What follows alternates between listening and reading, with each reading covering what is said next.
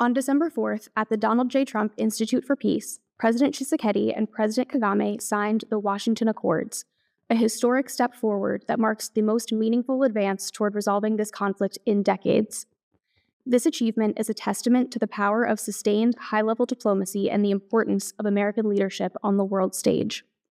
President Trump is the peace president, and the landmark breakthrough achieved by the Washington Accords would not have been possible without his leadership. His direct engagement, vision, and determination to see this conflict resolved were instrumental in bringing the parties to the table and sustaining momentum throughout the process.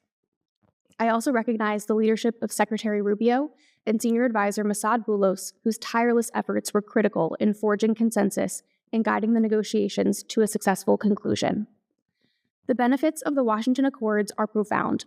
For the people of the DRC and of Rwanda, the Accords offer a pathway for lasting peace, improved security, and the opportunity to rebuild communities devastated by decades of violence. For the United States, President Trump designed the Accords to advance American interests in regional stability and promote economic growth that benefits both Americans and the region. As a key component of the America First foreign policy objectives of this administration, the Accords deliver direct, concrete benefits to the American people. By stabilizing a region that is a major source of critical minerals, including cobalt and coltan, which are essential for the U.S. manufacturing and defense sectors, the Accords help secure American supply chains and reduce our reliance on competitors like China.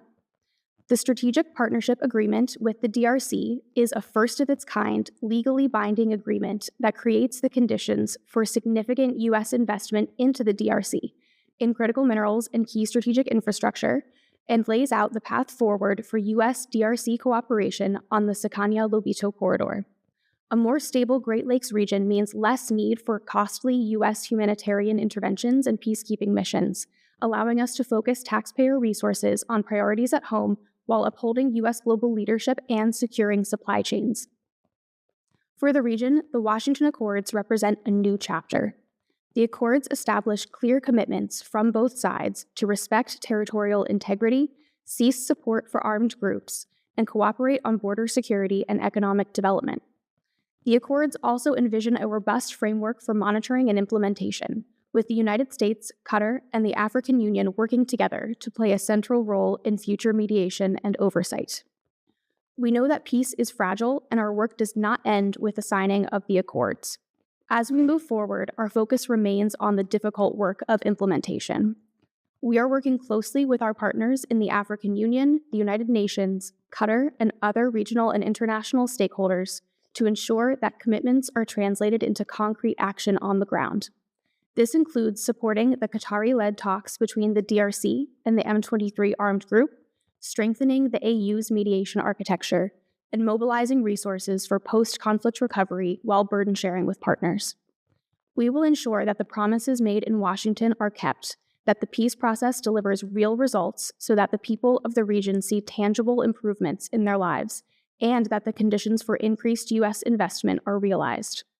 Transparency and accountability are central at every stage, and those who threaten peace will be held responsible.